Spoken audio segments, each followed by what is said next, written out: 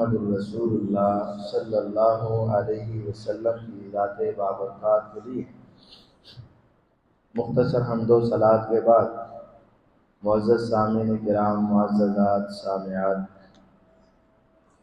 اللہ رب العزت نے اس امت کی رشد و ہدایت کے لیے، رہنمائی کے لیے جناب محمد الرسول اللہ صلی اللہ علیہ وسلم کو بھیجا اور ان پر 3 طریقے سے اپنے وحی کا نزول فرمایا۔ پیغمبر علیہ السلام پر وحی اللہ کی طرف سے 3 انداز میں نازل ہوتی تھی۔ وحی کا ایک بڑا طریقہ اور سلسلہ سیدنا جبرائیل علیہ السلام لے کر آتے تھے پیغام اور آپ کو سناتے، پہنچاتے، وہ وحی۔ دوسرا طریقہ، اللہ تعالیٰ آپ کو خواب میں کوئی چیز دکھا دیتے تو وہ بھی اللہ کی طرف سے وحی ہوتی تھی۔ اور تیسرا طریقہ، اللہ تعالیٰ خود ڈائریکٹ آپ سے کلام کر لیتے، وہ بھی اللہ تعالیٰ کی وحی ہوتی تھی۔ حضور پر وحی 3 طریقے سے آتی تھی۔ جبرائیل علیہ السلام کے ذریعے اللہ تعالیٰ خود کلام کر لیتے، یا آپ کو خواب میں کوئی چیز دکھا دیتے، وہ وحی ہوتی تھی۔ اور خواب حضور علیہ السلام کا ہمیشہ تعبیر والا ہوتا تھا۔ ہمارے خواب بسا اوقات تعبیر کے لائق ہیں اور بسا اوقات ان کی تعبیر نہیں ہے، وہ تعبیر کے لائق ہیں۔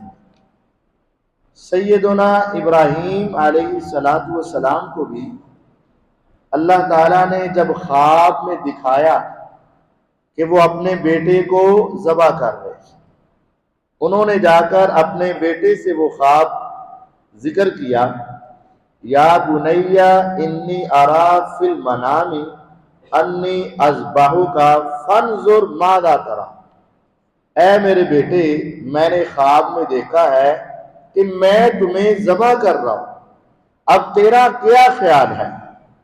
اس نے آگے سے جواب کیا دیا، یا ابت افعل ما تؤمر، اے ابو جان آپ وہ کام کر گزریں جس کا آپ کو حکم ملا ہے۔ اب یہ نہیں جواب دیا جو آپ نے خواب میں دیکھا ہے وہ پورا کر لیں، انہوں نے جواب دیا کہ جو آپ کو حکم ملا ہے اسے پورا کر دیں۔ یعنی وہ بچپن میں ہی سمجھتے تھے کہ انبیاء کا خواب اللہ کی وحی ہوتا ہے اور اللہ کی طرف سے حکم ہوتا ہے کہ آپ یہ کام کر گزرے۔ سیدنا ابراہیم علیہ السلام کا خواب اللہ کی طرف سے حکم تھا۔ اسی طرح ہمارے نبی کریم صلی اللہ علیہ وسلم کو بھی اللہ تعالیٰ نے مختلف خواب دکھا کر ہمارے ایمان کو درست کرنا چاہا اور ہمیں بہت ساری غلطیوں سے روکنا چاہا۔ ایک خواب صحیح بخاری میں رسول اللہ صلی اللہ علیہ وسلم نے خواب دیکھا کہ آپ ایک کنویں سے پانی کا ڈول نکال رہے اور اس پانی کو نکال کر کھیت کو سیراب کر رہے، پھر آپ نے اپنا وہ ڈول سیدنا ابو بکر رضی اللہ عنہ کو پکڑا دیا اور انہوں نے پانی 1 یا 2 ڈول نکالے اور وہ کمزور رہے، اور پھر آپ نے اپنا ڈول سیدنا عمر رضی اللہ عنہ کو پکڑا دیا اور انہوں نے پانی نکالا اور بہت پانی نکالا۔ آپ فرماتے ہیں میں نے اتنا طاقتور انسان زندگی میں نہیں دیکھا، انہوں نے اتنا پانی اس کھیت سے نکالا اور اس کنویں سے نکالا کہ کھیت کے کناروں تک پانی بھر گیا، اور لوگ اپنے اونٹوں کو پانی پلانے کے لیے مسافر دوڑے آئے اور انہوں نے اپنے اونٹوں کو پانی بھی اسی عمر رضی اللہ عنہ کے نکلے ہوئے پانی سے پلایا۔ یہ آپ نے خواب دیکھا. اس خواب کی تعبیر پھر آپ نے کی، اور یہ ہے کہ اسلام کے کھیت کو سب سے پہلے کون سے راب کریں گے؟ رسول اللہ صلی اللہ علیہ وسلم، اور ان کے بعد سیدنا ابو بکر رضی اللہ عنہ. لیکن ایک دو ڈول، وہ 2.5 سال زندہ رہے، اس کے بعد چلے. اور اس دور میں فتنے بہت تھے، آزمائشیں بہت تھیں، بہت سارے لوگوں نے اسلام چھوڑ دیا، بہت سارے لوگوں نے زکوٰۃ دینے سے انکار کر دیا، مسیلمہ کذاب نے نبوت کا دعویٰ کیا. حضرت ابو بکر رضی اللہ عنہ ان کا ہی مقابلہ کرتے رہے، اور ابھی مقابلہ کر کے جیتے تو آسمان کی طرف سے پیغام آ گیا، اور آپ زیادہ علاقے فتح نہیں کر سکے اور زیادہ اسلام پھیل نہیں سکا. پھر عمر رضی اللہ عنہ نے وہ ڈول پکڑا، اور 22 لاکھ مربع میل تک اسلام کی حکومتیں پھیل گئی، اور انہوں نے اسلام کو بہت مضبوط کیا. یہ آپ کا خواب، اور اس کے بعد خلفاء کی ترتیب اس کے اندر موجود ہے. اب اگر کوئی انسان ان خلفاء کے اوپر طعن کرے، ان پر طنز کرے، یا ان کی خلافت کو غلط کہے، یا اس ترتیب کے اوپر اعتراض کرے، در حقیقت وہ اللہ کی وحی پر اعتراض کر رہا ہے، اور وہ در حقیقت پیغمبر علیہ السلام کے خواب کو جھوٹا کہہ رہا ہے. اس خواب کو سچا ماننا صحیح بخاری میں ہے، اور یہ ترتیب اللہ نے حضور کو دکھائی، اور اسی کے مطابق اسلام کا آگے نظام چلا، اور بعین ہی اسی طرح ہی ہوا کہ پیغمبر علیہ السلام نے اسلام پھیلایا، ابو بکر رضی اللہ عنہ نے پھیلایا لیکن کمزور کم، اور عمر رضی اللہ عنہ نے بہت پھیلایا. یہ حضور کا خواب سچا خواب تھا. سیدنا محمد الرسول اللہ صلی اللہ علیہ وسلم نے ایک اور خواب دیکھا. صحیح بخاری کے ہی 4 خواب آپ کو سنانا چاہتا ہوں. دوسرا خواب آپ نے دیکھا کہ آپ کے سامنے کچھ لوگ آپ کے سامنے آ رہے ہیں، اور انہوں نے قمیضیں پہنی ہوئی، لیکن کسی کی قمیض اتنی شارٹ ہے کہ صرف چھاتی تک، سینے تک، کسی کی اس کی ناف تک، کسی نے سطر ڈھانپا، اور ایک شخص ایسا آیا کہ پورا وجود اس کا اس قمیض کے اندر ڈھانپا ہوا، حتیٰ کہ اس کی قمیض زمین پر پیچھے پسٹ رہی ہے. صحابہ پوچھتے ہیں اے اللہ کے رسول صلی اللہ علیہ وسلم، اس خواب کی تعبیر کیا ہے؟ آپ نے خود ہی یہ خواب صحابہ کو سنایا. صحیح بخاری میں خواب میں قمیضیں دیکھی لوگوں پر، تو آپ نے فرمایا اس قمیض کا مطلب ان کے ایمان اور ان کے دین کی نشانی ہے. کسی کا دین تھوڑا، ایمان تھوڑا، کسی کا اس سے زیادہ، کسی کا اس سے زیادہ، کسی کا اس سے زیادہ. تو پوچھا پھر وہ کون شخص تھا جس کے اوپر اتنی لمبی قمیض تھی کہ پورا جسم ڈھانپا ہوا اور زمین پر وہ قمیض گھسٹ رہی ہے؟ فرمایا اگر سچ پوچھو تو اس کا نام عمر بن خطاب رضی اللہ عنہ. اب غور کریں، یعنی پورا وجود ان کا اسلام میں ڈوبا ہوا، اور پورے کا پورا وجود اسلام کے اندر داخل اور شامل ہے. اور اگر اب بھی کوئی انسان ان کے ایمان پر بات کرے تو در حقیقت وہ انسان اللہ کی وحی کا منکر ہو چکا. اس انسان کو اپنے ایمان کی فکر کرنی چاہیے. تیسرا خواب رسول اللہ صلی اللہ علیہ وسلم کا. آپ نے فرمایا مجھے خواب میں پیالہ دیا گیا اور اس میں دودھ تھا. صحیح بخاری میں نے وہ دودھ پیا اور خوب پیا، بہت پیا، حتیٰ کہ اس کی ٹھنڈک اور تراوت میرے پورے وجود میں، حتیٰ کہ میرے ناخنوں کے نیچے تک پہنچی، اور یوں محسوس ہوا کہ یہاں سے وہ دودھ نکل رہا ہے. میں سیر ہو گیا، رج گیا، لیکن ابھی پیالے میں دودھ باقی تھا. میرے ارد گرد بہت سارے افراد تھے. میں نے ایک شخص کو وہ دودھ کا پیالہ دیا اور اس نے باقی سارے پی لیا. صحابہ پوچھتے ہیں اے اللہ کے رسول صلی اللہ علیہ وسلم اس خواب کی تعبیر کیا ہے؟ آپ نے فرمایا دودھ سے مراد علم ہے، اللہ کی وحی اور شریعت کا علم اس سے مراد ہے. تو صحابہ پوچھتے ہیں حضور آپ نے وہ پیالہ پھر کس کو دیا؟ فرمایا اس کا نام پوچھتے ہو تو فَإِذَا هُوَ عُمَرُ بْنُ الْخَطَّابِ رضی اللہ عنہ.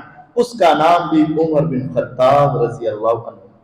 یعنی میرے بعد علم، شریعت کا علم، دین کا علم، وحی کا علم، اسلام کا علم سب سے زیادہ میرے بعد جس کے پاس موجود ہوگا اس کا نام عمر بن خطاب رضی اللہ عنہ. یہی وجہ ہے کہ حضور کے دور میں بھی 18 آیات قرآن کی ایسی ہیں. جب عمر رضی اللہ عنہ کہتے حضور اللہ کی طرف سے بھی وحی تو نہیں آئی لیکن میرا جی چاہتا ہے کہ پردے کا حکم نازل ہو جائے، میرا جی چاہتا ہے شراب حرام ہو جائے، میرا جی چاہتا ہے مقام ابراہیم پر 2 رکعت پڑھے. جو وہ کہتے گئے آسمان سے 18 مرتبہ قرآن نازل ہوتا چلا گیا. اور اگر آج بھی کوئی انسان ان کے ایمان پر شک کرے تو اسے اپنے ایمان کے اوپر شک کرنا چاہیے، صحابہ کے ایمان پر. چوتھا خواب صحیح بخاری حدیث نمبر 2940 2924 اور حدیث نمبر 2800. رسول اللہ صلی اللہ علیہ وسلم سیدہ ام حرام رضی اللہ عنہا کے گھر میں سوئے ہوئے. ام حرام کون ہے؟ حضور کی رضائی رشتہ دار ہے، دودھ کی رشتہ دار ہے. حضور ان کے گھر میں سوئے، آپ کی خالہ لگتی تھی رضاعت میں. حضور ان کے گھر میں سوئے، آپ مسکراتے ہوئے اٹھے تو آپ بہت خوش اور بڑے مسکرا رہے تھے. ام حرام رضی اللہ عنہ بڑی عمر کی عورت تھی. حضور سے کہتی ہیں حضور آپ نے کیا دیکھ لیا خواب میں کہ آپ مسکرا رہے ہیں؟ انسان جو خواب میں دیکھتا ہے اس کے اثرات اس کے جسم پر ہوتے ہیں. بسا اوقات ہم ڈرونا خواب دیکھیں تو ہمارا جسم پسینے سے شرابور ہو جاتا ہے اور انسان گھبرا کر اٹھتا ہے. اور بسا اوقات انسان نے اچھا خواب دیکھا ہو تو مسکراتا ہوا اٹھتا ہے، حساس بشاش اٹھتا ہے. حضور اٹھے تو چہرے پہ مسکراہٹ. ام حرام رضی اللہ عنہ پوچھتی ہیں حضور آپ نے کیا دیکھا خواب میں، کیوں آپ مسکرا رہے ہیں؟ فرمایا آج میں نے بہت خوبصورت خواب دیکھا. پوچھا کیا میں نے دیکھا کہ میری امت کا ایک لشکر بادشاہوں کی طرح جو اپنے تختوں پر بیٹھا ہوا اور اپنا بحری بیڑا اور اپنی کشتیاں سمندر میں اتار کر اسلام کے غلبے کے لیے دشمن سے جہاد کر رہا ہے. اور جب میں نے اس پورے لشکر کو دیکھا تو آسمان سے وحی آئی کہ یہ پہلا آپ کی امت کا لشکر ہے جو سب سے پہلا معرکہ، پہلا جہاد دریاؤں سمندروں میں کرے گا. رب نے ان سب کے اوپر جنت کو واجب کر دیا ہے. حضور کہتے ہیں میں اپنی امت کی یہ خوبی دیکھ کر کہ میدانوں میں تو جہاد کرتے ہی کرتے ہیں، بدر میں، احد میں، خندق میں، اور میری امت سمندروں اور دریاؤں میں جا کر، کشتیوں اور بحری بیڑوں میں جا کر بادشاہوں کی طرح پورے ہتھیار سے لیس ہو کر دشمن سے اللہ کی خاطر ٹکرائیں گے. اور وہی آ چکی ہے کہ ان سب پر جنت واجب ہو گئی. شہید ہو یا نہ ہو، غازی بنے یا شہید، سب پر جنت واجب ہے. اے ام حرام رضی اللہ عنہا میں اپنی امت کا یہ مقام دیکھ کر مسکراتا ہوا اٹھ پڑا. اب ام حرام رضی اللہ عنہ کہتی ہیں حضور کام تو بڑا مشکل ہے لیکن ادعو اللہ ان یجعلنی منہم، اللہ سے دعا کر دیں کہ اللہ مجھے اس لشکر میں شامل ہونے کا موقع عطا کر دے، یعنی میں بھی جنتی ہو جاؤں. آپ نے دعا کر دی، فوراً وحی آ گئی انت منہم، اے ام حرام تو ان میں شامل ہے، اللہ نے تیرا نام اس لشکر میں لکھا ہوا ہے. کیا ان کی خوشی کا موقع ہوگا.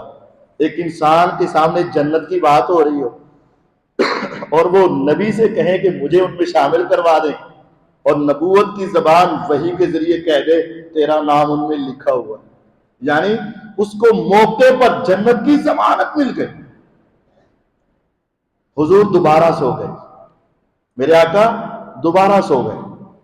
کچھ وقت گزرا، صحیح بخاری 2924 نمبر حدیث. تھوڑی دیر کے بعد حضور پھر اٹھے تو آپ پھر مسکرا رہے.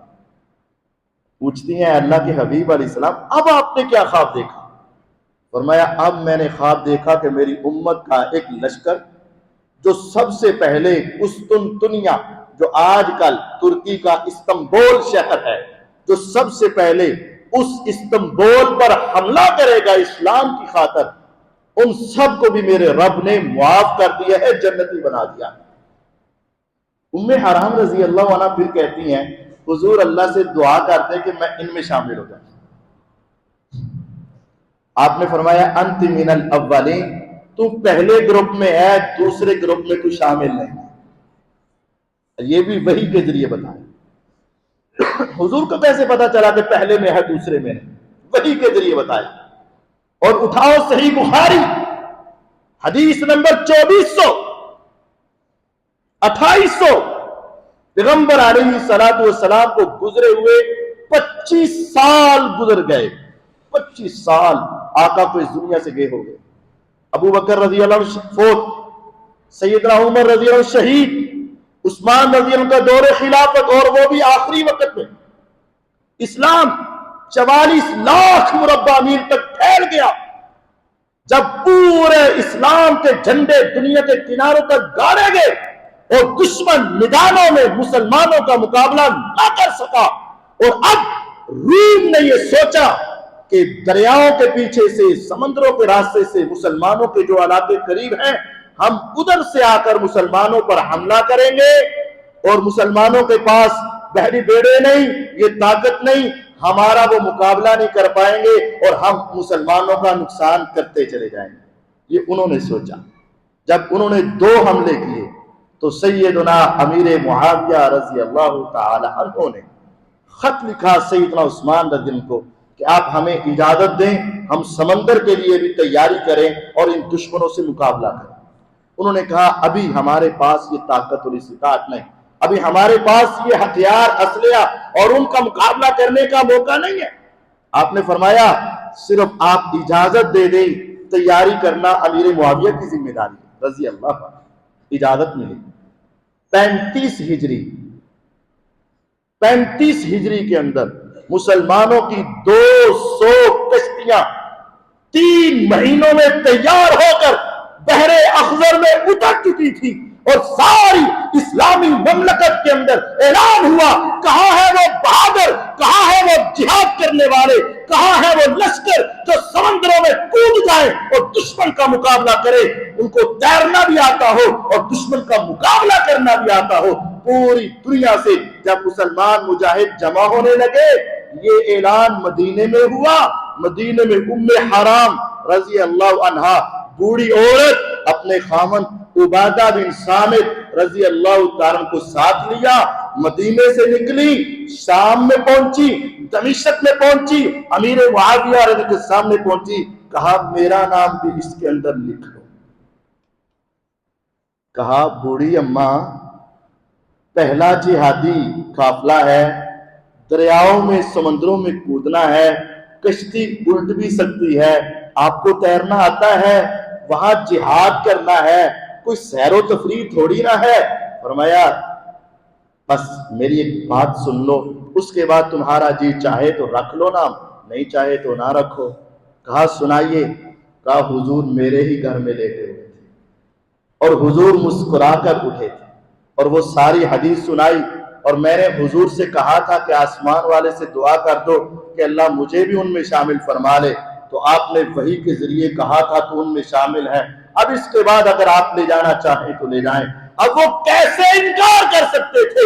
صحیح بخاری میں ہے سیدہ ام حرام رضی اللہ عنہا امیر معاویہ رضی اللہ عنہ کے ساتھ اس لشکر میں شامل ہوئی. اس لشکر کی ایک عورت، اس کا نام ام حرام تھا، جس کو حضور نے بشارت دی تھی، اور اس پورے لشکر کا سپہ سالار امیر معاویہ رضی اللہ عنہ تھے.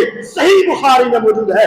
200 کشتیوں کا مقابلہ، سامنے 1000 یا 800 کشتیوں میں رومی آئے تھے. مقابلہ ہوا، مسلمانوں کو فتح ہوئی، کفار بھاگ گئے. جب ام حرام رضی اللہ عنہ فاتح بن کر واپس آئیں، اس بحری بیڑوں سے اتری، کشتیوں سے نکلی اور اپنی سواری پہ چڑھی. چڑھتے ہی زمین کے اوپر گری، گردن کا منکا ٹوٹا اور اللہ کی جنت میں پہنچ گئی. پیغمبر کی خواب 25 سال کے بعد سچی ثابت ہوئی. اے ام حرام، تم ان پہلے لشکر میں گئیں، لیکن فرمایا تم دوسرے میں نہیں ہو. دوسرے کے غزوے سے پہلے ہی اللہ کی جنت کی مہمان بن گئے. اب غور کریں، جن صحابہ کو دیکھ کر حضور مسکرائے اور جن کو جنت کی ضمانت دے، اور اس لشکر کا سپہ سالار اور امیر اور اس کو تیار کرنے والے کا نام کیا ہے؟ سیدنا امیر معاویہ رضی اللہ عنہ۔ اب اگر کوئی ان کے بارے میں زبان درازی کرے، اب اگر کوئی ان کو برا بنا کہے، اگر اب کوئی ان کے ایمان پر شک کرے، تو وہ صحیح بخاری کی حدیث کا منکر ہے، اللہ کی وحی کا منکر ہے، پیغمبر کی شریعت کا منکر ہے، نبی کی حدیث کا گستاخ ہے۔ جب میرے آقا نے اس کو دیکھ کر مسکرائے ہیں، اس کو نام سن کے مسکرانا ہماری عادت ہونی چاہیے، اور اس کا نام سن کر جس کے چہرے پہ ڈٹ پڑ جائے، در حقیقت وہ نبی کا دشمن انسان ہے۔ اور امیر معاویہ رضی اللہ عنہ اس لشکر کے سردار ہیں۔ جب پورے لشکر پر جنت واجب ہے تو سردار بھی بالاولا جنتی انسان ہے، اس کے بارے میں زبان درازی جائز ہے۔ حضور علیہ الصلوۃ والسلام فجر کی نماز پڑھ کر بیٹھ جاتے۔ یہ صحیح بخاری کی ایک حدیث 1386 نمبر حدیث ہے۔ حضور علیہ الصلوۃ والسلام فجر کی نماز پڑھ کر بیٹھ گئے۔ آپ نے صحابہ سے پوچھا، تم میں سے کسی نے کوئی خواب دیکھا؟ جس کی تعبیر پوچھنی ہو تو بتاؤ۔ صحابہ خاموش رہے۔ آپ نے فرمایا، آج میں نے ایک خواب دیکھا، میں تمہیں سنانا چاہتا ہوں۔ حضور علیہ الصلوۃ والسلام نے وہ لمبا خواب بیان کیا، اس کو بڑے اختصار سے آپ کے سامنے رکھنا چاہتا، اور یہ ہماری زندگی کے لیے بہت بڑے بڑے اصول اور بہت زیادہ ہمارے لیے مشعل راہ باتیں۔ حضور فرماتے ہیں کہ میں نے دیکھا کہ میرے پاس دو آدمی آئے اور وہ مجھے لے کر ایک کھلے میدان میں چلے گئے۔ ارض مقدس بیت المقدس کے پاس ہم پہنچ گئے۔ بیت المقدس کے پاس وہاں ایک بندہ بیٹھا ہے اور ایک کھڑا ہے۔ جو کھڑا ہے اس کے ہاتھ میں لوہے کا ایک ہتھیار ہے، آلہ ہے، جو کہ نوک دار ہے، ایسے آگے سے مڑا ہوا ہے اور بڑا تیز دھار آلہ۔ وہ جلدی سے بیٹھے ہوئے آدمی کے منہ میں داخل کر دیتا ہے ایسے، اور اس کو تیز دھار آلہ لوہے کا جو اس نے پکڑا ہوا ہے پیچھے کھڑا ہو کر ایسے داخل کرتا ہے اور زور سے کھینچتا ہے تو یہ رخسار چیرا جاتا ہے، جبرا کاٹا جاتا ہے، اور اس کی گردن کے آخر تک چیرتا ہوا نکل جاتا ہے، باہر نکل آتا ہے، یعنی یہ حصہ سارا چیر دیا جاتا ہے اور وہاں سے خون نکلنے لگتا ہے، اور وہی وہ ہتھیار یا آلہ پکڑ کر اس آدمی کی بائیں جانب الٹی جانب کھڑا ہوتا ہے اور وہ الٹی سائڈ میں منہ میں داخل کرتا ہے اور چیرتا ہوا پیچھے لے جاتا ہے اور گردن تک پیچھے ہی لے جاتا ہے۔ ابھی یہ دونوں سائڈوں پر یہ کام کرتا ہے تو ساتھ اس کے ناک میں ڈال دیتا ہے اور اس کے ناک میں ڈال کر بھی چیر کر پیچھے لے جاتا ہے اور دونوں سائڈیں ناک کی ایسے ہی چیر دیتا ہے اور پھر یہ آنکھوں میں ڈال دیتا ہے اور آنکھوں کو بھی ایسے داخل کر کے پھوڑ دیتا ہے، پیچھے تک لے جاتا ہے، دائیں اور بائیں، دائیں اور بائیں، دائیں اور بائیں۔ جتنی دیر تک یہ سارا پروسیجر ہوتا ہے اتنی دیر میں پچھلے زخم درست ہو جاتے ہیں اور وہ دوبارہ ان کو ایسے ہی کرتا ہے۔ میں نے یہ زندگی میں اتنا ہولناک منظر پہلی مرتبہ دیکھا۔ میں نے پوچھا یہ کون ہے، یہ دونوں کون ہیں؟ انہوں نے کہا ابھی اس سے بڑی چیز تمہیں دکھانی ہے، اب آگے چلے۔ میں ان کے ساتھ آگے چلا گیا۔ یہ حضور علیہ السلام خواب دیکھ رہے ہیں اور دو فرشتے آپ کے ساتھ ہیں انسانی شکل خواب میں۔ آگے میں جا کر کیا دیکھتا ہوں، ایک آدمی زمین پر لیٹا ہے اور ایک اس کے پاس کھڑا ہے۔ جو کھڑا ہے اس کے ہاتھ میں ایک بھاری پتھر ہے، بھاری پتھر، اور وہ بھاری پتھر زور سے اس کے سر پر مارتا ہے لیٹے ہوئے، اور وہ سر کو کچل دیتا ہے اور وہ پتھر لڑکتا ہے اور وہ اس کو دوبارہ پکڑ کر لے آتا ہے۔ جتنی دیر میں وہ جا کر لے کر واپس آتا ہے اتنی دیر میں وہ بندہ درست ہو جاتا ہے۔ وہ دوبارہ اس کے سر پر دے مارتا ہے۔ میں نے ان سے پوچھا یہ کون؟ انہوں نے کہا ابھی اس سے بھی آگے چلیں۔ میں آگے گیا، وہاں ایک تندور ہے۔ تندور آپ نے دیکھا ہے، اس کا منہ چھوٹا ہے اور اس کا پیٹ اندر سے بڑا ہے، ایسے وہ تندور ہے، اور اس کے اندر آگ جل رہی ہے اور خوب تیز آگ ہے۔ میں جب اس کے قریب گیا تو میں نے کیا دیکھا کہ اس تندور کے اندر مرد اور عورتیں ہیں، اور ان کے جسم پر لباس نہیں ہے، اور وہ اس آگ کے اندر ابالے کھا رہے ہیں، ایسے اوپر نیچے۔ اور جب وہ نیچے ابالا کھا کر قریب آتے ہیں تو منہ تنگ ہے، دوبارہ نیچے چلے جاتے ہیں۔ میں نے پوچھا کہ وہ کون ہے؟ انہوں نے کہا ابھی آپ آگے چلیں۔ چوتھی جگہ پر میں گیا تو وہاں ایک نہر ہے، اور وہ پانی کی نہر نہیں، وہ خون کی نہر ہے، اور اس میں کچھ لوگ غوطے کھا رہے ہیں، ڈوب رہے ہیں۔ ڈوبتا کوئی بھی ہو، انسان کو اسے دیکھ کر ترس آ جاتا ہے۔ ایک آدمی کنارے پر کھڑا ہے، اور جب یہ ڈوبتے ہوئے انسان ہاتھ پاؤں مار کے مشکل سے کنارے کے قریب آتے ہیں تو یہ کنارے پر کھڑا انسان بجائے سہارا دینے کے یہ زور سے ایک پتھر ان کے منہ پر دے مارتا ہے، اور وہ دوبارہ اسی کے اندر غوطے کھانا شروع ہو جاتا ہے۔ میں نے پوچھا یہ کون؟ انہوں نے کہا ابھی آپ آگے چلیں۔ چار یہ آداب دیکھے، فرمایا ابھی آپ آگے چلیں۔ ہم گئے تو وہاں ایک خوبصورت باغ تھا، الى روضۃ خضراء، بہت پیارا باغ، اس میں بڑے بڑے درخت، اور ان درختوں کے پاس ایک بزرگ بیٹھا ہوا، اور اس کے پاس کچھ بچے ہیں، کچھ بچیاں ہیں، کچھ افراد نوجوان ہیں، کچھ بوڑھے بھی ہیں۔ انہوں نے مجھے کہا کہ یہاں سے آپ نکلو۔ پھر وہ مجھے ایک اور درخت پر لے گئے۔ وہ باغ پہلے سے بھی زیادہ خوبصورت، اور یہاں صرف بوڑھے اور جوان تھے، پچھلے میں بچے بچیاں بوڑھے جوان سب تھے، یہاں صرف جوان اور بوڑھے تھے۔ تو میں نے کہا ابھی مجھے بتاؤ تو صحیح یہ کیا ہے جو تم نے آج تک مجھے دکھایا؟ انہوں نے کہا ہاں اب یہاں تمہیں کچھ باتیں بتا دیں۔ اب ذرا میں اور آپ اپنے آپ کو اور اپنی زندگی کو سامنے رکھتے ہوئے ان باتوں کی تفصیل سنیں۔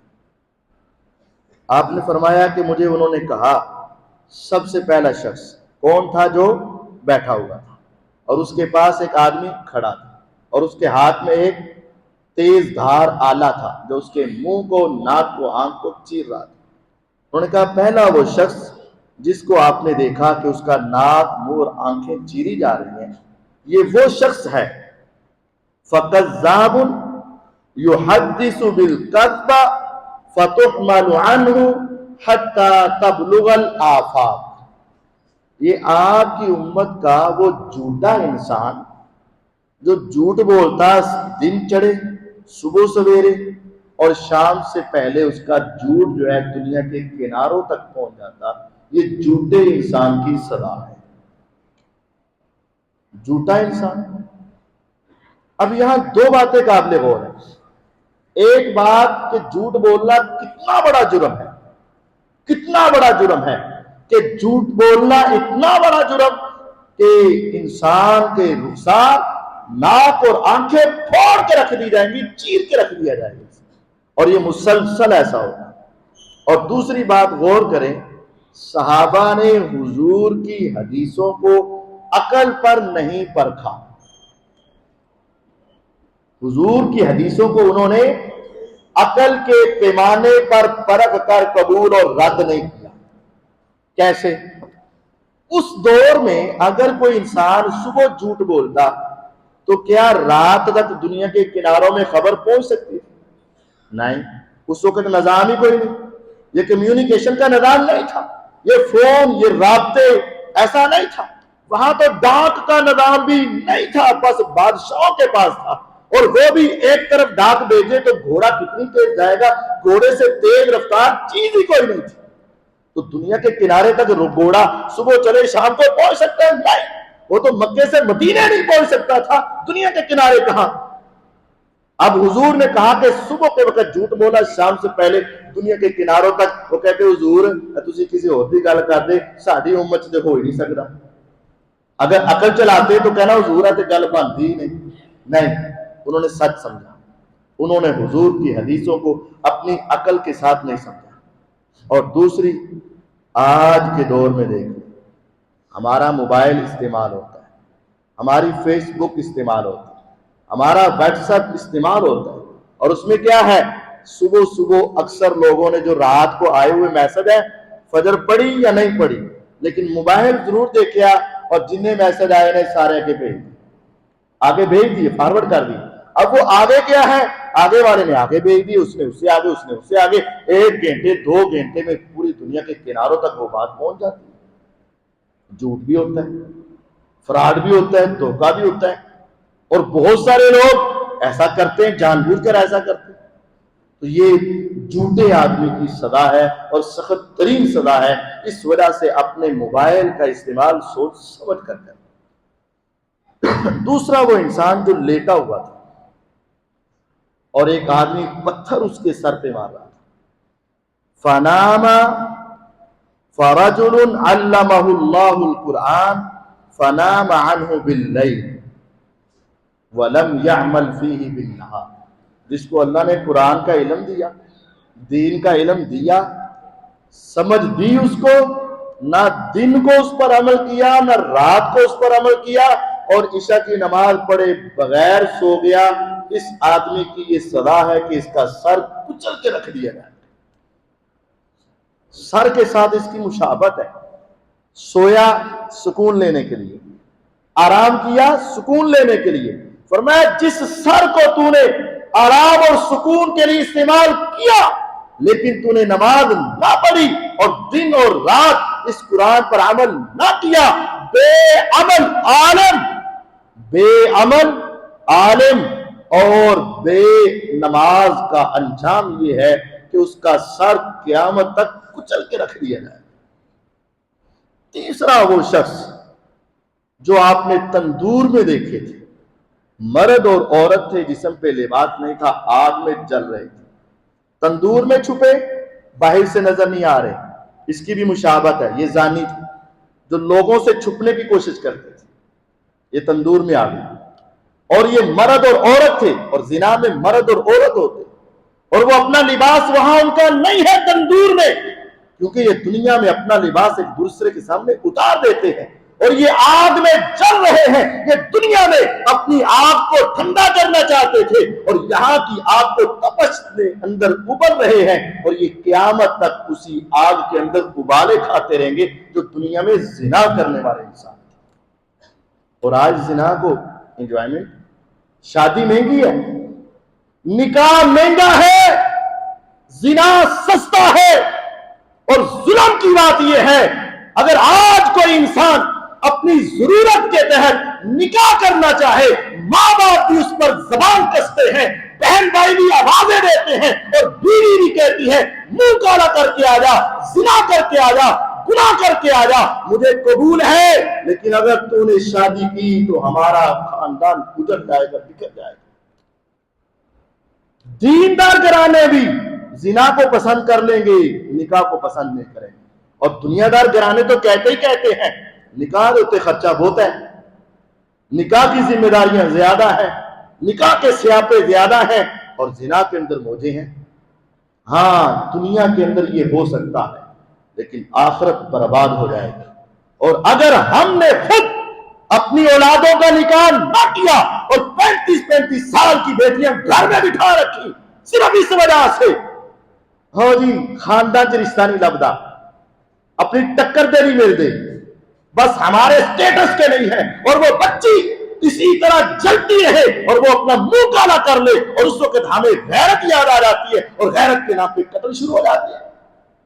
خدا را یہ ماں باپ بھی سوچیں بھائی بھی سوچیں، اپنے گھروں میں نکاح کا رواج عام کرو، چھوٹی عمر میں نکاح کرو، اور اگر ضرورت ہے تو 1 2 3 4 اسلام نے اجازت دی ہے، وہ عورت، وہ میری بیٹی، بہن، میری ماں جس کا خاوند دوسری نکاح کی اجازت چاہتا ہے اور وہ کہتا ہے میرا گزارا نہیں ہے اس کے بغیر، لیکن اگر وہ کہتی ہے زنا کر لے منظور ہے لیکن نکاح نہ کری، روزے قیامت جہاں وہ زانی اللہ کے ہاں مجرم ہے، وہاں وہ عورت بھی اللہ کے ہاں مجرم ہے جس نے اس کو زنا کی ترغیب دی۔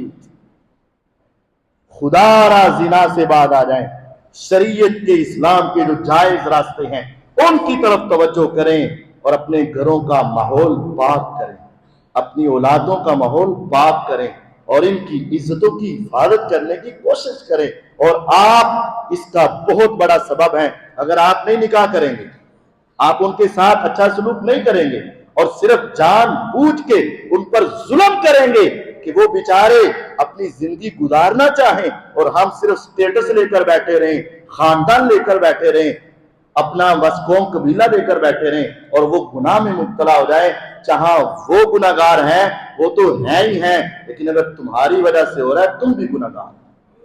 اپنے گھروں کا جائزہ ہے۔ فرمایا وہ تندور میں ابالے کھا رہے تھے جو زانی مرد اور زانی عورتیں تھے۔ پھر آگے جو ایک نہر ہے وہ پانی کی نہیں ہے، وہ خون کی نہر ہے، اور اس میں ایک انسان ہوتے کھا رہا ہے اور باہر جو کھڑا تھا تو اس کو پتھر مار رہا تھا۔ یہ خون کی نہر کے اندر ہوتے کھانے والا وہ ہے جو دنیا میں لوگوں کا خون چوستا رہا۔ کون؟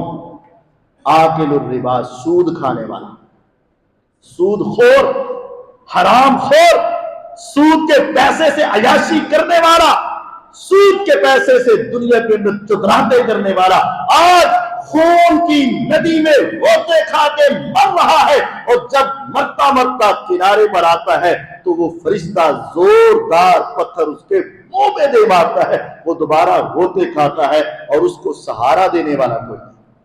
اس نے دنیا میں، اسلام نے کہا تھا غریبوں کو زکوٰۃ دے، اسلام نے کہا تھا غریبوں کا تعاون کر، اسلام نے کہا تھا تیرے پاس پیسہ ہے تو قرضہ دے، لیکن اس نے خون چوسنا پسند کیا اور کسی غریب کو، بیوہ کو، یتیم کو، مسکین کو سہارا نہیں دیا۔ آج اس کا بھی خون کے اندر نہلایا جا رہا ہے اور اس کو سہارا دینے والا کوئی نہیں ہے۔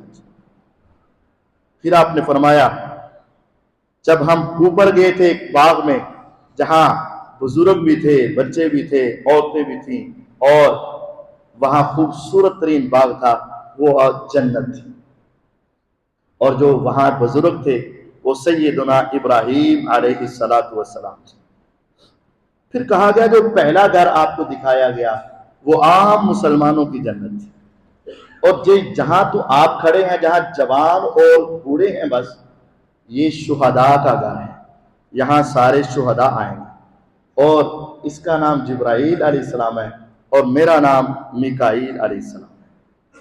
اور پھر کہا گیا حضور آپ اپنا سر اٹھائیں، کہتے ہیں میں نے سر اٹھایا تو میرے سر کے اوپر ایسے لگا جیسے بادل بادل ہیں، تو میں نے کہا یہ کیا ہے؟ انہوں نے کہا حضور یہ آپ کا محل ہے، عام جنتی، شہداء، اور یہ آپ کا گھر ہے۔ میں نے کہا دعانی ادخل منزلی، چلو چھوڑو میں اپنا گھر بھی دیکھ کر آتا ہوں، میں اپنا بھی محل دیکھ کر آتا ہوں۔ انہوں نے کہا باقی لک عمر لم تستکمل، ابھی آپ کی کچھ عمر باقی ہے، آپ ابھی اس میں نہیں جا سکتے۔ فَإِذَا اسْتَكْمَلْتَهُ دَخَلْتَهُ، جب آپ کی عمر مکمل ہو جائے گی روح سیدھی یہاں پہنچا دی جائے گی۔ آج حضور علیہ السلام اللہ کی جنت میں پہنچ چکے اور اپنے گھر میں پہنچ چکے ہیں۔ آپ کا جسم مبارک روضۃ من ریاض الجنہ میں ہے اور آپ کی روح مبارک اوپر والے جنت کے گھر میں ہے، کیونکہ فرشتوں نے کہا تھا آپ کی کچھ عمر باقی ہے، ابھی آپ اس میں داخل نہیں ہو سکتے، جب دنیا کی عمر ختم ہو جائے گی آپ کی روح کو نکال کر یہاں پہنچا دیا جائے گا۔ حضور نے یہ خواب صحابہ کو سنایا۔ اگر ہمارے اندر وہ غلطیاں ہیں، کمیاں کوتاہیاں ہیں تو ہمیں ان گناہوں سے بچنا چاہیے، اور اگر وہ گناہ نہیں ہے تو اللہ کا شکر ادا کرنا چاہیے، اور آئندہ بھی ایسے گناہوں سے بچتے رہنا چاہیے۔ اللہ تعالیٰ مجھے اور آپ کو سمجھنے اور اپنی اصلاح کرنے کی توفیق عطا فرمائے۔ وآخر دعوانا ان الحمدللہ رب العالمین۔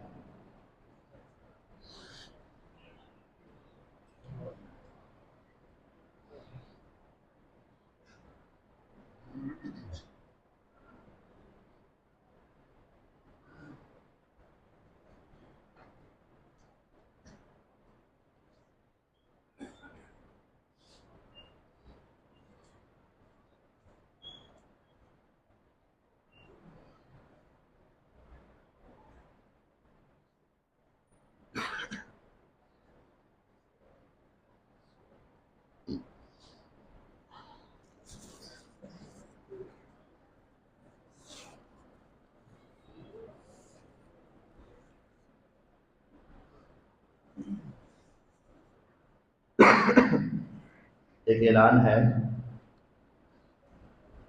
کہ اللہ تعالیٰ کی خاص رحمت اور توفیق سے ایک مسجد کی تعمیر جاری ہے۔ آپ کے اسی علاقہ ہیر کے اندر جامع مسجد حبیب اللہ، اتوار والے دن اس کا لینٹر ڈالنا ہے۔ اللہ تعالیٰ کی رحمت سے انشاءاللہ تعالی اس کے لیے آپ بھائیوں کے تعاون کی اشد ضرورت ہے۔